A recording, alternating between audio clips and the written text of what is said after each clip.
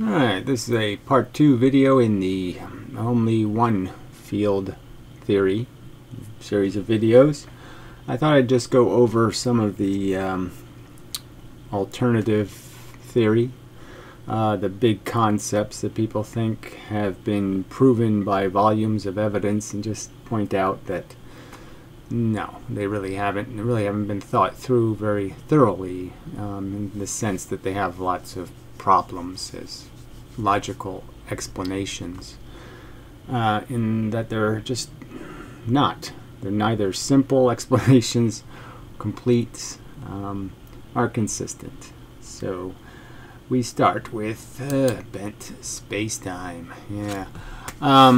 So the very idea of this space being a thing, and then let alone time being something, that you could bend, implies an ether or some kind of structure that they don't want to account for. They don't want to tell us what that is, what it could possibly be, or how every material object in the universe somehow consumes it. Because in 3 dimensions, it's not some simple little well.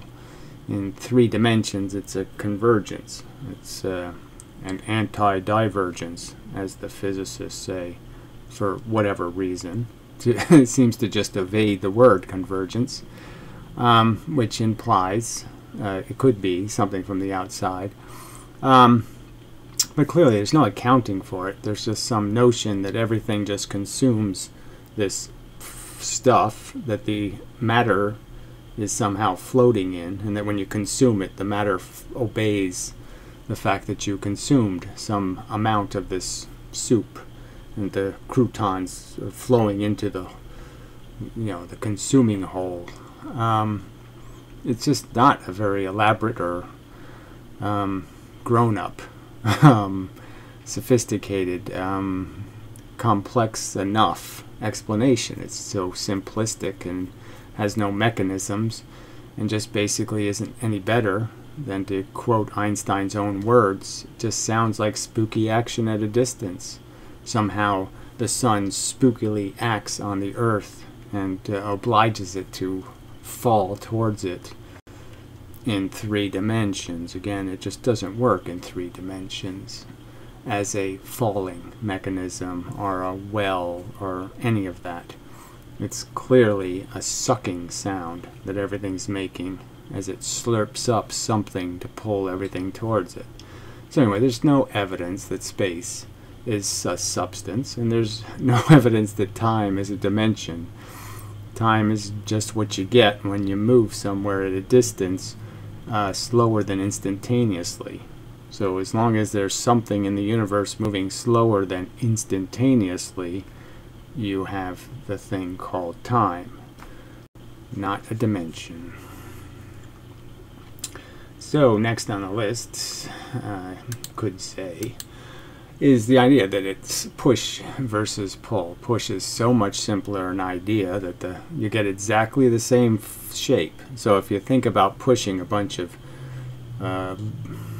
rocks or something, or stuff, and you push it into a circle, you can see it would do the same thing in reverse. It would mound up and create the opposite of the gravity well.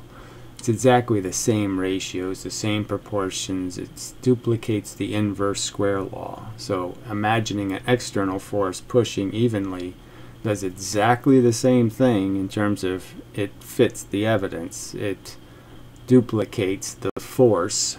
It duplicates whatever, the sucking that's pulling the earth towards the sun. Exactly. It suits the purpose. So by just understanding that, what makes more sense? Push, which is the easiest thing in the world to create, a push. You can't have a simpler mechanism. I mean, it just, something hits something and pushes it. You just can't get simpler. Pull, on the other hand, attraction, is much more complicated, because somehow you have to grip the thing you're going to pull, and then you have to have biceps and stuff to pull it. It's incredibly complicated. Why would the universe be built on top of the infinitely more complicated? I could almost say infinitely, because you really can't contrive a mechanical pull that doesn't have a push in it somewhere. That it's just an inverted push. a pull. And that's just sort of a fact. And there's no evidence that the universe does anything called a pull. Because all we can find is pushes and inverted pushes. But there aren't any pulls anywhere. So, and again, why cling to a theory that doesn't fit the evidence well at all? That seems incredibly weak as a logical explanation if you have a push theory that fits the evidence, that fits the experimental evidence. Why cling to something so non-intuitive? It certainly doesn't fit common sense, and the more you think about it, the less it fits. So it doesn't fit intelligent sense either. So it's time to move on to something more rational. Yeah, I think that's probably enough on that. All right, so the other big one is time dilation. People think this time dilation thing proves Einstein right, that no other explanation, there couldn't be any other explanation for the fact that physical objects are changed when you move them, especially when you move them very fast. And so I've used many examples of what time dilation is, which is just multitasking. I mean, you oblige something to move, a piece of matter. The stuff inside the matter was already moving. The little bits are Brownian motion. The electrons are in relationship to the protons. I wouldn't argue that they're spinning, but let's accept your model and say they're spinning. They're already doing something quite elaborate. And then when you ask the object to move, you're moving that whole piece of the universe. Their whole universe is moving. They're all going to have that momentum. Every single little atomic bit, every electron, every proton, every little bit inside of here will have to acquire that momentum. That's a substantial thing you've asked of it. And it wouldn't be a surprise that by having to do this moving thing, it can't do what it was doing before at exactly the same speed, because it's got to take time out and do this. So it can't just do flashlight. It has to do flashlight moving. And so most of the evidence for this time dilation is in the form of the fact that atomic clocks, or radioactive decay, is prolonged or delayed, changed by velocity. And I would argue that it sort of logically makes sense that if you force the atoms to move, that whatever function is degrading them would slow down. Let's say if it was a number of orbits that decides how they lose energy, or some other structural fact. The fact is that atoms that are decaying to a process, and we can kind of surmise the process is rather consistent. But we can also change the process. So we know that we can take radioactive isotopes and put them close to each other, and they'll decay faster. And we can heat them, and they'll decay faster. So we know there's things that affect the decay rate.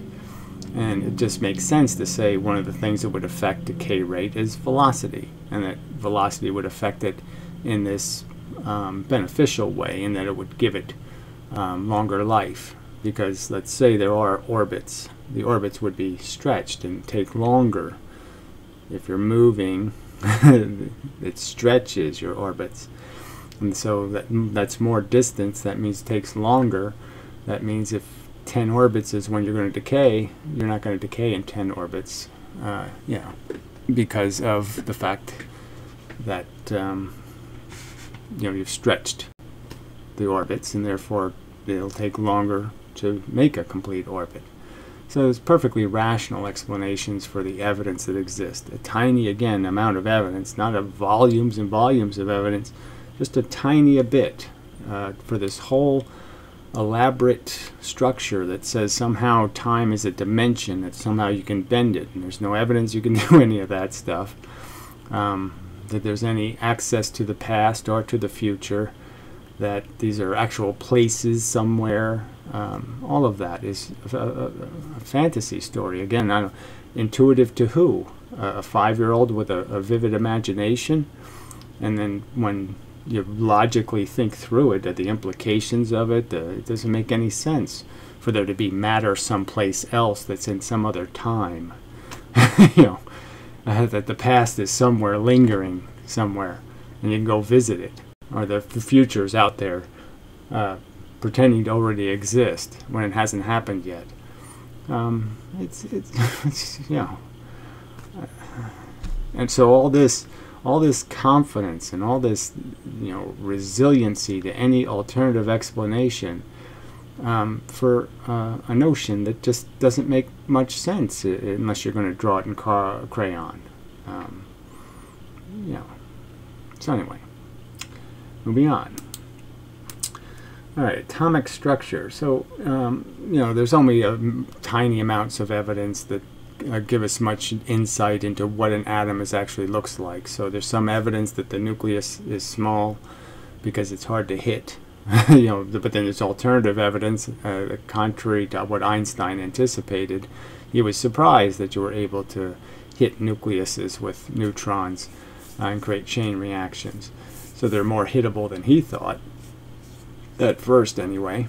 But yes, I would argue that it's a magnetic structure, so much like you could take two pieces of glass and put some magnets facing all the same direction under the glass, and then have one magnet with the opposite, say a bigger magnet in the middle, and you'll notice that you know, these magnets, no, it'd be the same, repulsive, but these magnets, you could put them in a shape or a form. Well, no, attractive would work, and that, you know, they'll lock in a position, and you can poke one magnet and all the other magnets will move, and the whole thing can stay together because the magnets won't be able to flip, and therefore, you know, run into each other. You'll be able to maintain the repulsive force and therefore push the magnets against each other. And I think that gives a more rational explanation for the structure of an atom, is that it's not dependent on some gravity thing where, you know, it's collapsing into the center and being held in its orbit because of its velocity. Those are all notions first grabbed onto merely because we saw it in the solar system and we decided to duplicate it inside the atom. But there's no obligation for atoms to behave that way because they have magnetism on their level is very strong force. Charge on their level is a very strong force. The repulsion between electrons is incredibly strong. They call the repulsion between protons the strong force because they understand that it must take some incredible strong force to smash protons together because of the strength of their repulsion. Now, they're not fully understanding, in my opinion, the simple fact that the electron is inside the neutron is what's mitigating and allowing the protons to get closer together. Well, there's quite a delay. Need to reboot, I think. Anyway. Yeah, let's take what you get what you get, I guess. Anyway, quite ghosty. Anyway, hopefully I don't have to do this over. But anyway, it's probably the animation. It's not helping either. But anyway, it doesn't matter. So yeah, the atom doesn't have to be what they say it is, and there's just very little. Again, we don't have much in evidence. There's not some volumes of evidence. It's not even easy to exactly measure the weight of these things. You can't put them in any environment that allows you to weigh them in a sense, because you can't find an environment unpolluted enough by imbalanced force to truly understand what they are, you know, independent of something acting on them. So again, but just tiny amounts of evidence for a whole elaborate, gigantic model that they've created. Very little evidence and very little willingness to listen to any other explanation for how it might really work. So I'd also point out, like, the bonding thing issues are just kind of simple, because this is all electron. If you understand atoms to really have a strong nucleus, then you understand that the electrons do all the interacting with the world. The nucleus is so distant, it's kind of protected from any kind of interactions with the outside world. So the electrons are doing all the bonding between atoms. They're sharing the electrons, and they're literally sharing them. They're not going around in some figure eights and doing all this swirly stuff. No, they're in a position, and both atoms are counting it as theirs. So both of them have 5 electrons, and both of them are counting 1 electron as their 5th. They're literally sharing it. Or, in the case of, like, oxygen likes to do, they can share 2 electrons in like a hexagon. And they're sharing 2, and so it's a very strong bond. You know, there's alternative explanations that fit the evidence and take away all the ambiguity and strangeness of understanding, well, where does the electron get its momentum from, and you know, how does it maintain its momentum in one direction and also move in another direction, and how is it tied to the proton so tightly and to the other electron so tightly that you can move the whole piece of matter without screwing all the atoms up? How the atoms stay together when I do this, if everything's swirling all over the place? This would cause everything to just vaporize, turn into smoke, if all that movement was going on and all that motion, like where the atom has the other electron on the wrong side of the figure 8. Why would this atom stay connected? If I'm moving it and this stuff is happening, how can it be connected anymore? It's not sharing anything. The other guy's got the electron.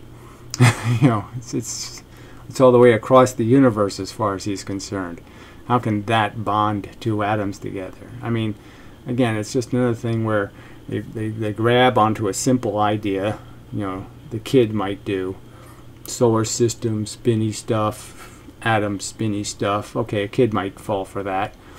But then when you do a little bit of thinking, you start thinking about, well, this is going to create all kinds of complications. How can I move something fairly fast? If the electron's already going half the speed of light around the atom, then the electron's going to end up going faster than the speed of light. It just doesn't make much sense. So, not a great idea. All right, magnetic monopoles. So, you know, they've clung to this idea again that there is no such thing, and that you can't explain, you know, lots of mechanisms could be explained if you just said, okay, it's a monopole, it's a charge. And so atoms are charged positive and charged negative based on what's happening to the atom as a whole. And I've already explained in other videos that the fact is that if you change the orbit of the electrons, the width of it, you'll also change the strength of the proton. And it can just sort of be illustrated by moving things dimensionally in the frame. I mean, this pink battery looks so much bigger when it's out here, and they're really the same size, and you just change the perspective. So if the electrons are a little further out or a little closer together, they're going to make the atom look like it's either proton heavy or electron heavy. And it just depends on how far out they move. See, the proton's twice as big, so a better illustration might be at least twice, 3 times, 4 times, 1,000 times actually. But it's very distant. But you can just understand that something much bigger could look exactly the same size at the right distance. So at the right distance, this looks neutral. Proton just as strong as electron. And all I do is bring the electron out a little bit, and it looks bigger. And I bring it back a little bit, it looks much smaller. And now it's a flashlight heavy image. So you can just sort of see that if it's all just kind of depends on position, and position is going to be dictated by the pressure of those between those electrons. So if the electrons are in a ring, there's more pressure between them, they'll expand, and if there's less pressure, they'll contract, or can be contracted. They can be pressurized. Let me just use that word. Exactly which way creates which effect, I can't commit to yet, but clearly it's an explanation that works. It can explain what charge is. It explains how atoms become charged. It explains how they become part of dipoles and then create a true magnet. And so it explains the entire electrodynamics very simply by just understanding that electrons and protons are the magnetic monopoles. Without them, there's no magnetism. Clearly. I think almost obviously, again. Alright, so this gets into subjects that aren't very important, in my opinion, Big Bang and all that kind of stuff, and expansion of the universe. So these aren't issues that are, it's almost like the idea of whether photons are bent by gravity. It's not terribly critical to anything, except that it was the thing that everybody thought made Einstein right about something, when obviously the experiment, well, when obvious to people who looked into it, the experiment was very weak evidence. The guy who did the experiment wouldn't bet his life on it, and yet the New York Times wrote a headline saying Einstein right and made Einstein a household word. And it was crappy evidence, and they've never found any better evidence than that crappy evidence in any real sense. None of it makes any mathematical sense. The cosmic lensing images don't make any mathematical sense. They can't be rationally resolved mathematically without creating fake dark matter and other kinds of mechanisms, create fake gravity, because there isn't enough gravity where the lensing is, and there's not enough lensing in all the other locations it should be. The evidence is incredibly weak, yet people believe that. Didn't put words for that, but anyway, but the redshift is a different explanation, different problem, and that has to do with the expansion of the universe and this idea that they're committed to some idea that because there's a redshift, that means things are actually moving away from us, when there are, if you think about it, you can come up with other explanations. So my explanation would be that distant objects are more redshifted because distant objects, the photons have to travel further, and in traveling through the universe, the photons will encounter matter, and they can encounter hydrogen atoms and helium atoms and maybe even oxygen atoms and nitrogen atoms, all clear gas atoms, and they'll be transmitted through those atoms like a lens, or like even a piece of glass. They'll just go through it, but they're altered by the process in the sense that they have to spend some time. Light moves 40% slower in glass, and the light itself isn't really moving slower, it just takes it longer to get through the glass. But while it's in the glass, it's being retarded in its motion, and part of that retardation is it now has the momentum of the object it hits. So if there's a piece of hydrogen gas moving, theoretically the atoms, the number of, so if you're a photon moving the speed of light, atoms moving the same way you are won't catch up to you. They're going much slower, so you're never going to hit the ones going the same way. The only ones you're ever going to hit are ones that are going some other way, okay, against the way you're going. So you're going to hit a lot more of them going against your motion than with your motion. That's just a physical implication of reality. And the process would be is that atom's moving the wrong way, so it's moving away from where you're heading, that is where you're going. And so when the photon hits that atom and transmits through it, it's basically getting redshifted. It's getting its frequency altered, stretched, by the fact that it's going through something going the wrong way. So one part of the photon comes out, and the other part is still lagging inside, so it's being stretched by the motion of the atom, and it comes out late in the sense that now the atoms, the distance and the frequency has been stretched. So logically you could argue that it's perfectly rational to intuit or to surmise that yes, photons billions of light years away likely have hit a few atoms and likely have been redshifted. So that would explain why the further away you go, the more the redshift. And so you don't need to believe the universe is expanding. It's getting any bigger at all. You just have to understand that light is, by physical circumstance, changed by distance. The more distance, the more clutter, the more crap, the more disturbance, the more interference, the more the light goes through. It has more experiences, let's call them. It has experiences. And the more experiences, the more likely it is to be redshifted. There's a simple explanation, and just does away with this whole need to have a universe that's getting bigger by the space that's growing, expanding space. See, they don't say the universe is getting bigger, they say space is filling in the voids with magical space. Except none of that space is filling into the material things. There's no extra space going into the atoms or anything else. It's a totally inconsistent theory, incredibly weak evidence for any expansion, yet they'll talk about it like it is volumes and volumes of evidence, and it just isn't there.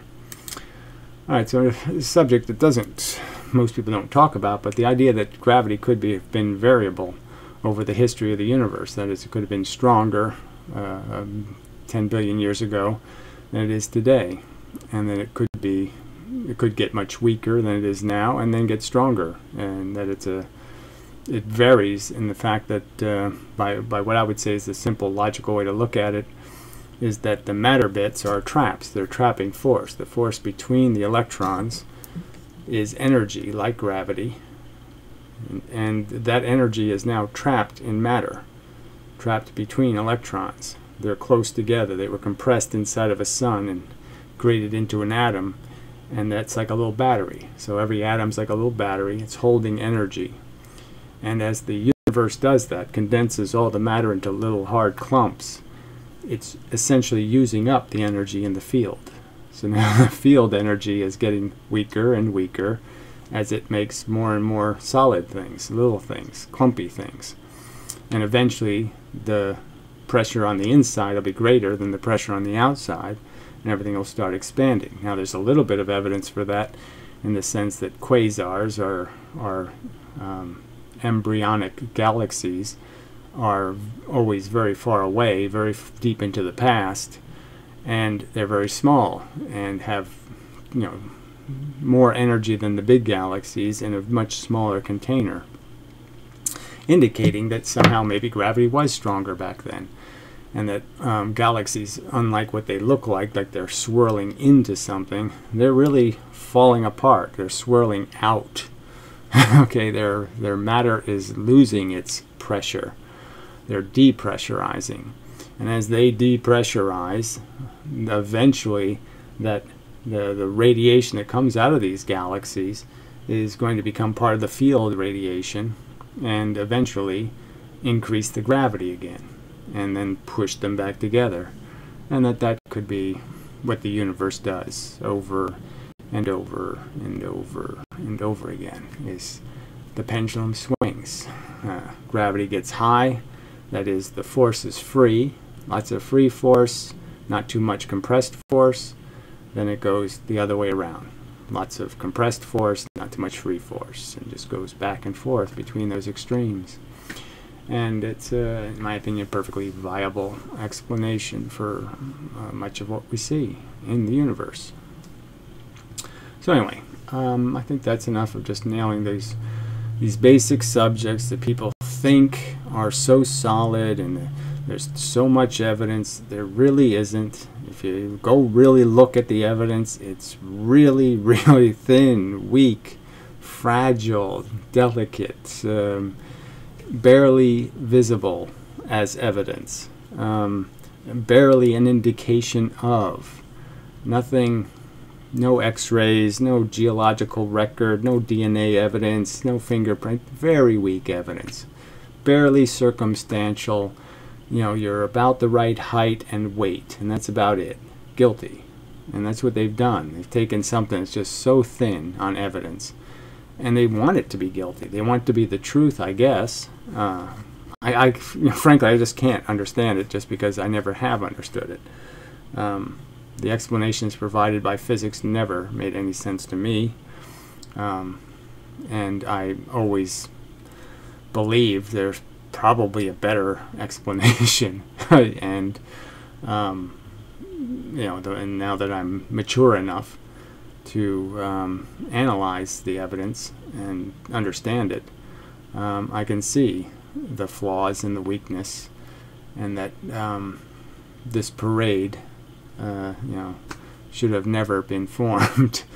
And you know, people have just jumped on a very wrong bandwagon. So on to part 3, where I'll get into more details, probably about charge and magnetism and the electrodynamics of how the force, external, becomes a filtered force, internal. In the small universe, the force is reflecting in by very simple rules, but those very simple rules create lots and lots of complex patterns. So I would appreciate if anybody's going to comment on these videos, or just whatever, that they watch all of them.